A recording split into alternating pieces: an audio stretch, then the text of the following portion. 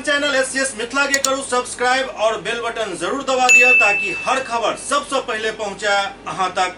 जनाधिकार party के जिलाध्यक्ष मुन्ना खान द्वारा आय हायाघाट विधानसभा क्षेत्र में जनसंपर्क अभियान चलाओल गेल।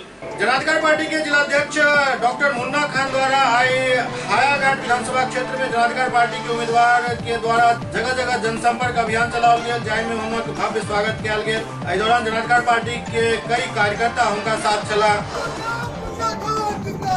जिंदाबाद जिंदाबाद